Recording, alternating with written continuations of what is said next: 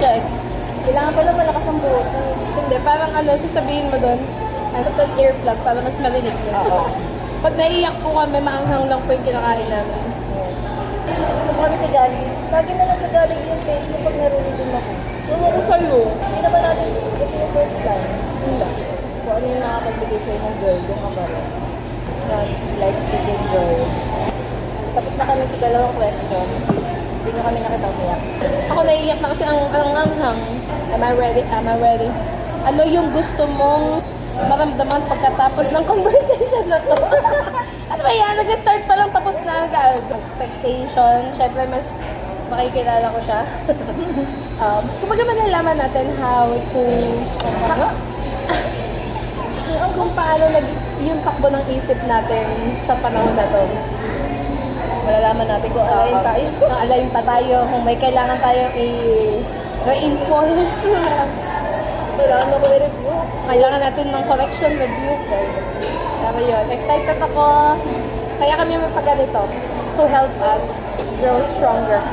Grow stronger.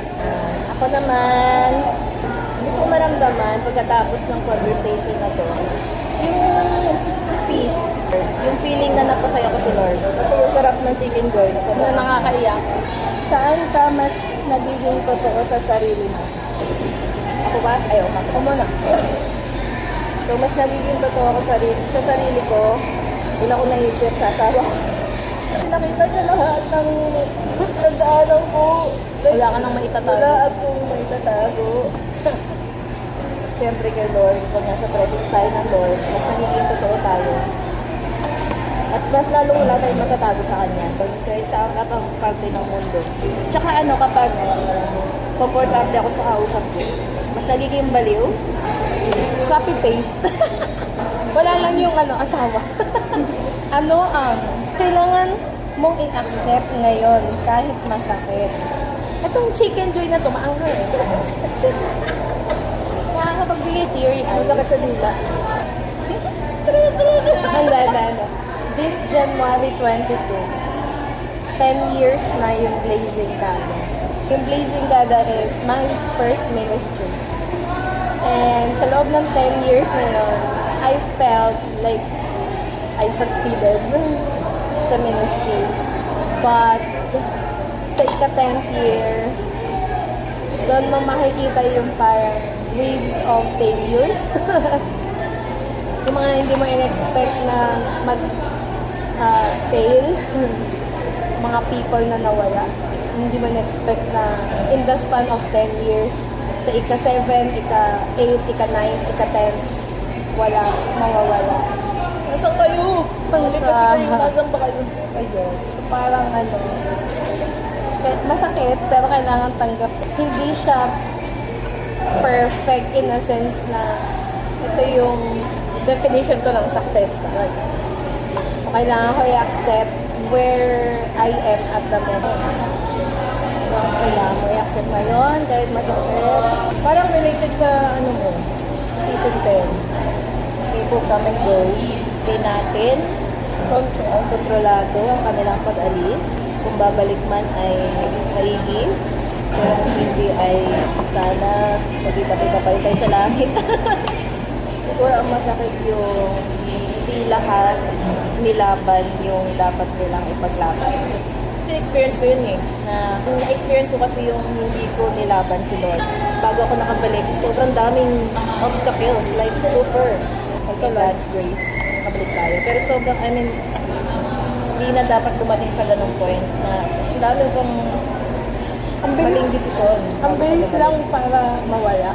Pero ang bagal, ang tagal bago makabalik. Parang isang straight line lang naman akong nawala. Tapos gusto ko nang bumalik. Ang daming pasikot-sikot. At saka dun sa sa journey ng pagbalik mo, meron talagang moment na ayaw mo na lang talaga. Parang nagbundo kami niya. Shoutout sa'yo. Shoutout sa'yo, B. Pag papunta dyan, parang ang saya pa. Okay. Enjoy pa, yung view, ganyan. Pagkatapos mo mag-enjoy, bigla ka na napagod. Siyempre, wala ka naman choice kung di bumalik, kundi hindi kayo makauwi. Kailangan choice kung di bumalik. Pero sobrang hirap bumalik. Like, ang sakit doon, lahat ng pain nandoon. So, huwag na kayong gumaya. Pero kung ikaw ay nagde-desire na bumalik, May chance. there's a chance, there's hope. Na-experience ko last year yung bottom group, yung bottom rock, yung sinasabi. Sabi nila kapag when you hit the bottom rock, good for you kasi the only way now is to go up. Pero yung going up, sobrang hirap niyang part. Kasi una yung current, yung atmosphere doon. It just, parang it's still, parang it will pull you down pa din. Parang pipin ka niya ng ipipin pa din. Kahit try mo umangat, pipin ka pa din ng ipipin. Only by the grace of God, kaya ka makakaahon talaga. Feel mo na pag medyo malapit ka na sa taas. Feel mo na, malapit na. Acceptance is sometimes sad. Sadful. Full of sun. May song or playlist ka ba na inuulit-ulit ngayon? O, ikaw muna yan. Kasi meron ka. Yun, hawakan mo. That was my 2020. redemptive song. Grabe. Speechless bigla. Bigla lang siya nag-pop up sa YouTube. Para niya ako Very random. binasa. Binasa niya yung kung ano talaga yung eksaktong nangyayari sa akin. Hindi niyo alam yung song nasa YouTube. Hawakan mo ako. Ang pinakagusto ko sa lyric din yung hawakan mo ako sa gitna ng mga takot at mga tanong. Yan, yung mga tanong na to talaga. Mga tanong na yan. Hawakan niyo yan. Ako punta kayo sa playlist ng Blessa Joyce. Ano song? Marami. Very specific song, Build My Life. Ayun. Nananadya talaga ang girl. Si Build My Life, yung kanta namin ng encounter ko. Oo, alam ko.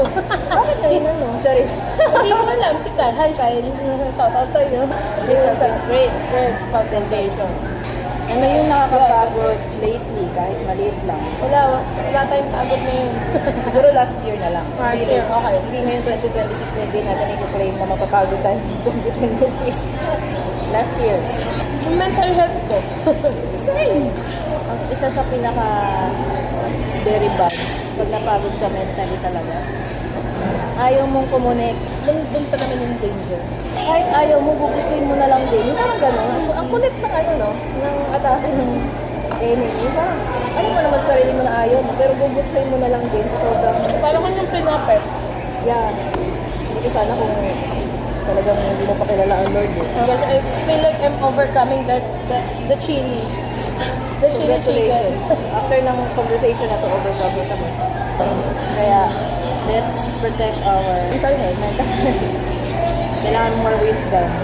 Yan. Like Jesus. He grew up in wisdom. Isang bagay. Ano yung isang bagay na nagbibigay sa'yo ng comfort these days? Chicken good. Saka siguro yung yung playlist ko. At yung, syempre, yung aking mga devotional kinetic. Oh, bago na ako. I have my new journal. Gusto ko rin sana ng new Bible. Hindi mo rin ko sa akin yung version. Ano ba meron ka? Di ba may NLT ka na? Nag-ESP ka na din. I-recommend mo ba yung ang Bible? Oo. Yung Pinoy version? Bakit siya nag-come up ng ganyung version? Para sa mga Millennials and Gen Z. Gen Alpha. Actually, Gen Z. Gen Z and Alpha. Kasi tag-list siya. Oo. So yung mga words, yung mga words na kahit paano mas maintindihan mo. Grabe, kahit Bible, tulad na naka-adjust. Oo. Para lang talaga maintindihan. Para maintindihan nyo. Alam mo ba ngayon, Tagalog din ako. Ang Biblia. So magtatagalog kami this year. May gusto ko bang i-let go ngayon? Yung 2025, pero na-let go na natin. Oo nga, na-let go na natin siya. Gusto ko i-let go si Lev. Okay, si V and Z. Feeling ko tapos na yung season niya sa buhay ko. Siyempre, Doodle New Year eh. So may new name siya. In-embrace ko na yung talagang spelling ng pangalan ko.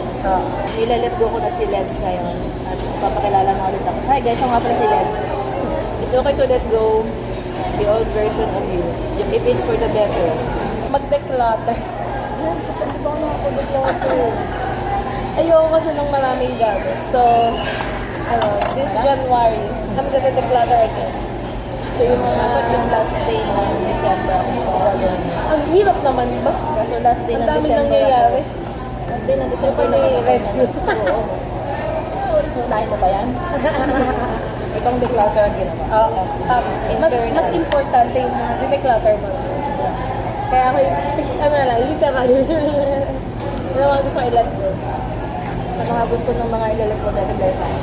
Oh my God! PM nyo lang. Di ba may mga books ko na? Oh Pero pinag-go my ng mga books. Parang yun yung mga bagay na hindi ko kaya ilat ko, Ben. May isip ko nga, ganito ba kaya? Hindi kaya.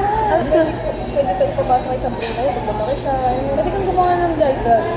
Yeah. Kaya nga ako ako na si library. Huwag yun. I'm your librarian. I'm the librarian. Mahilig talaga siya maglibro. Alam niyo ba si Charlie Kirk? Nagbabasa siya ng 100 na libro in a year. Kaya siya matalino.